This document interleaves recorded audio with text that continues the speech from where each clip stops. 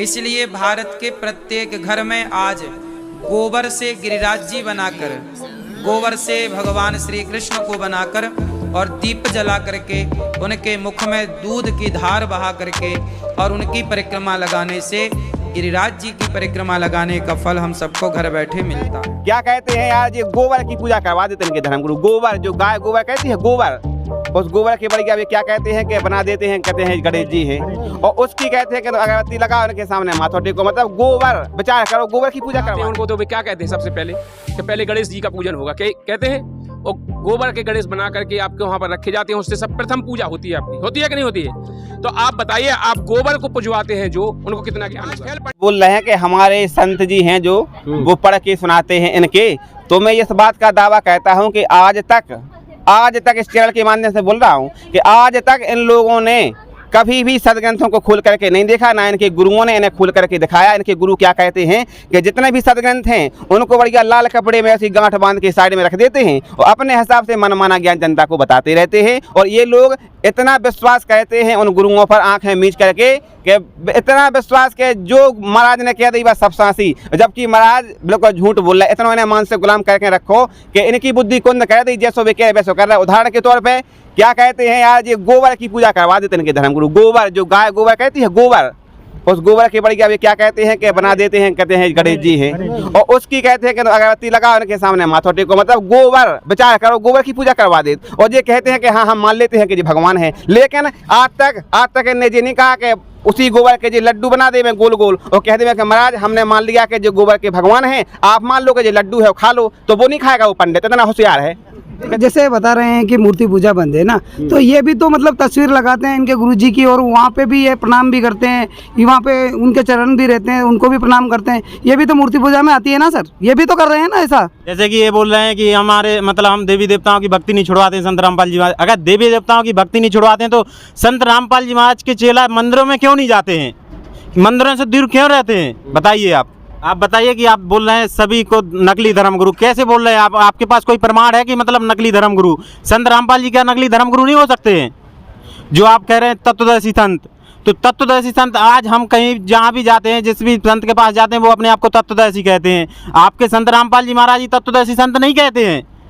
और जो आप बोल रहे हैं कि नकली धर्मगुरु नहीं है, आज सभी संत हैं और संत अपने हिसाब से ही ज्ञान देते हैं। साथियों नमस्कार, मैं राहुल और अभी हम मौजूद हैं सतलोक आश्रम बैतूल में, और यहाँ पर संत रामपाल जी महाराज जी के सानिध्य में एक विशाल भंडारा चल रहा है। तो यहाँ पर देखिए हमारे साथ कितनी पब्लिक एकत्रित है। इस पब्लिक में दो पक्ष मौजूद हैं, एक तरफ है हमारे हिंदू धर्म को मानने वाले लोग और दूसरी तरफ है संत रामपाल जी महाराज जी के शिष्य। तो इन दोनों पक्षों में आज एक आध्यात्मिक बहस होने वाली है, तो आप इस आध्यात्मिक बहस को जरूर पूरा सुने। तो सबसे पहले हम शुरुआत करते हैं जो हमारे हिंदू धर्म के भाई बहन हैं, उनका आखिर संत रामपाल जी महाराज जी के विषय में क्या कहना है। नमस्कार सर, क्या नाम है आपका? हमारा वीर सिंह नाम है, वीर सिंह बघेल। अच्छा, आप क्या जानना चाहते हैं संत रामपाल जी महाराज जी के विषय में? जानना चाहते हैं संत रामपाल जी महाराज जी का नाम को आपके पैर छुआना, देवतन को छोड़ना बोलते हैं, क्यों बोलते हैं ऐसा?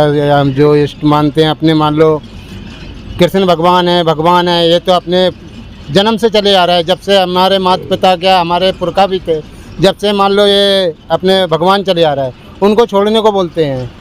तो देखिए सर, इनका कहना है कि संत रामपाल जी महाराज जो है श्री कृष्ण जी की भक्ति छुड़वाते हैं।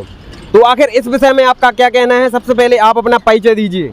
मेरा नाम पवन दास है और मैं मध्य प्रदेश के निवाड़ी जिले से हूँ। अच्छा, क्या कहना चाहोगे? इनके क्वेश्चन का जवाब दीजिए आप।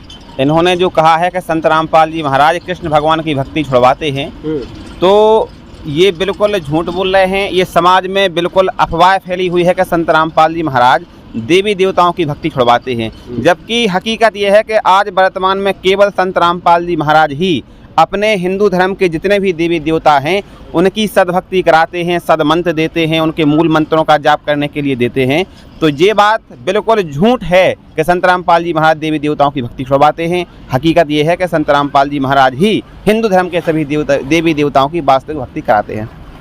तो बताइए सर, अब आप लोगों का क्या कहना है? जैसे कि ये बोल रहे हैं कि हमारे मतलब हम देवी देवताओं की भक्ति नहीं छुड़वाते हैं संत रामपाल जी महाराज। अगर देवी देवताओं की भक्ति नहीं छुड़वाते हैं तो संत रामपाल जी महाराज के चेला मंदिरों में क्यों नहीं जाते हैं, मंदिरों से दूर क्यों रहते हैं? बताइए आप। तो देखिए सर, इन्होंने एक और बहुत बड़ा सवाल किया है कि अगर संत रामपाल जी महाराज किसी भी देवी देवता की भक्ति नहीं छुड़वाते हैं तो मंदिर में जाने को क्यों रोकते हैं? इस विषय में आपका क्या कहना है?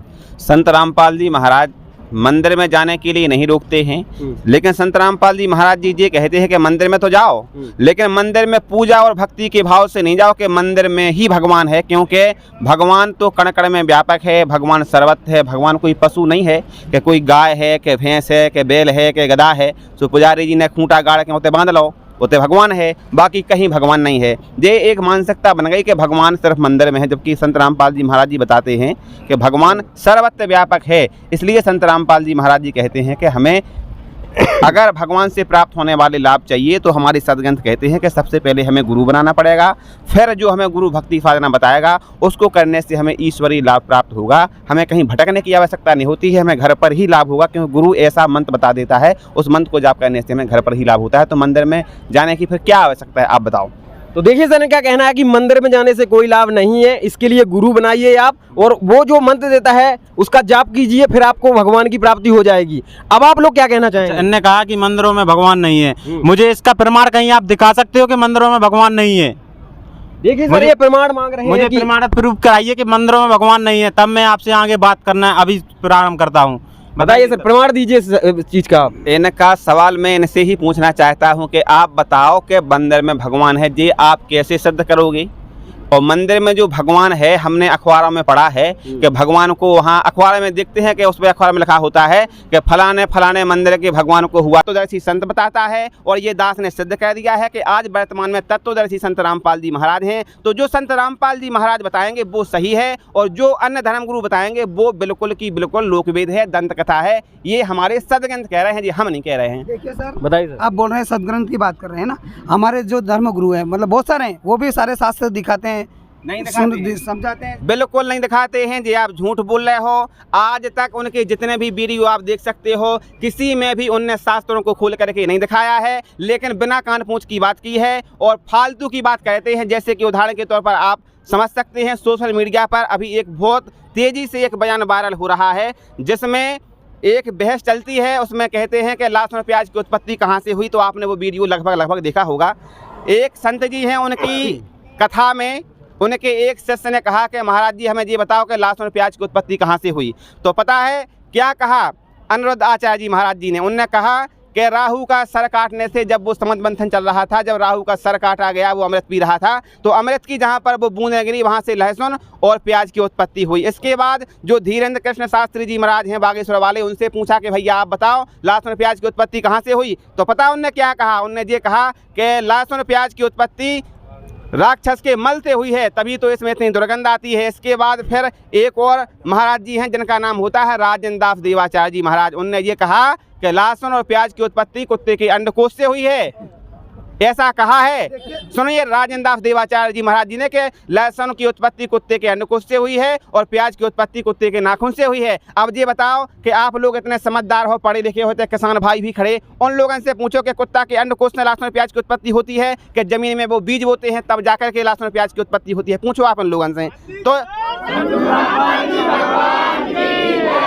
इन लोगों को ज्ञान जो है इससे सिद्ध हो कि आज जे लोग आप लोगों को मूर्ख बना रहे, तो आप लोग समझदार हो, पढ़े लिखे हो, हमारी आपसे प्रार्थना है कि इन लोगों की वकालत नहीं करो। आप लोग पढ़ो, अपने सदग्रंथों को खोलो, कालो को, और समझो संत रामपाल जी महाराज आपके हितैषी हैं। आपके लाने संत रामपाल जी महाराज बहुत संघर्ष कर रहे हैं। संत रामपाल जी महाराज चाहते हैं कि आप लोगों तक अपने सदग्रंथन में छुपे हुए गुड़ रहस्य पहुँच जाएँ, आप लोग जागरूक हो जाओ, इनके चंगुल से बचो, क्या कि जे आपके मनुष्य जीवन के सबसे बड़े दुश्मन है, जे नकली धर्मगुरु। तो संत रामपाल जी महाराज जी को सत्संग सुनो, अपना कल्याण करो, उनके चक्कर में नहीं पड़ो भाई साहब। अब आप लोग क्या कहना चाहेंगे? देखिए सर, संत रामपाल जी महाराज बहुत सारी चीजें शास्त्रों के विरुद्ध भी बताते हैं। जैसे बहुत सारे नियम है, हमारे यहाँ भी कुछ लोग जुड़े हुए हैं इनसे, तो उनके बहुत सारे नियम है। वो है ना किसी प्रकार का पिंडदान, जैसे राम जी ने के भी पिताजी जैसे दशरथ जी के शांत हुए थे, उस टाइम पे राम जी ने भी पिंडदान किए थे, और ये बोलते हैं कि कोई पिंडदान भी नहीं करना है, कि किसी की प्रसाद भी नहीं खाना है, किसी मंदिर में भी नहीं जाना है। तो ऐसा कहाँ शास्त्रों में लिखा है सर? ये तो शास्त्रों से अलग ही बता रहे हैं ना। देखिए सर, हिंदू धर्म के खिलाफ बात कर रहे हैं ना सर। कहना तो ये था कि राम भगवान नहीं है, हाँ। राम तो विष्णु के अवतार हैं। देखिए सर, पहला इनका जो क्वेश्चन है वो ये है कि जो भगवान राम स्वयं हुए हैं, उनके जब पिताजी जब खत्म हो गए थे तो उन्होंने भी पिंडदान किया, जो भगवान थे स्वयं, और लेकिन आपके संत रामपाल जी महाराज इसको मना करते हैं, तो ऐसा क्यों करते हैं संत रामपाल जी महाराज? हमारे संत रामपाल जी महाराज नहीं कहते हैं, हमारे हिंदू धर्म की पवित्र सदग्रंथ मना कहते हैं। और संत रामपाल जी महाराज सिर्फ और सिर्फ उनको खोल करके दिखाते हैं। हमारे गीता अध्याय नंबर 9 के श्लोक नंबर 25 में ये पिंडदान करना, श्राद्ध करना, भूत पूजा, 13वीं, इन सारी चीज़ों के लिए हमारी गीता जी ने मना किया है। इसलिए संत रामपाल जी महाराज जी मना कहते हैं, अगर हम ये सब श्राद्ध वगैरह, पिंडदान और 13वीं करेंगे तो हमारे पूर्वज भूत बनते हैं, उनका मोक्ष नहीं होता है। अब अगर आपको उनका मोक्ष नहीं कराना है, भूत बनवाना है, प्रेत बनवाना है, पितर बनवाना है, तो आप ये सारी पूजाएं करवाते रहो। और अगर नहीं बनवाना है तो संत रामपाल जी महाराज जी का सत्संग सुनो, जो कि संत रामपाल जी महाराज शास्त्रों के हिसाब से बता रहे, और उनका भी कल्याण होने दो, अपने पूर्वजों का अपना भी कल्याण कराओ। और रही बात भाई साहब दूसरी कि आप जो बोल रहे हैं कि इनने कहा है कि ये बोलते हैं कि राम भगवान भगवान नहीं है, हम ये नहीं कह रहे हैं, ना हमारे गुरुजी ने कहा है कि राम भगवान भगवान नहीं है। भगवान तो हैं, लेकिन वो कितने स्तर के भगवान हैं ये आप समझो। वे 3 लोक के भगवान हैं, असंख्य ब्रह्मांड के मालिक नहीं हैं। जैसे गांव को सरपंच हो, ऊ के ऊपर फिर सेक्रेटरी हो, फिर तहसीलदार हो, फिर विधायक हो, सब हैं, लेकिन अपनी अपनी रेंज है। अब आप कहो कि गाँव को सरपंच जो हमारे लाने प्रधानमंत्री हो जाए तो हो जाएगा? आप बताओ। ऐसे ही जो ब्रह्मा जी हैं, विष्णु जी हैं, शिव जी हैं, ये 3 लोक के भगवान हैं, असंख्य ब्रह्मांड के मालिक नहीं हैं। भगवान तो हैं लेकिन अपने स्तर के हैं। तो संत रामपाल जी महाराज ये नहीं कहते हैं कि भगवान नहीं है। आप इस चीज़ को समझो, ये भ्रांतियाँ फैली हैं समाज में तमाम तरह की। तो आप लोग संत रामपाल जी महाराज जी को सत्संग सुनो।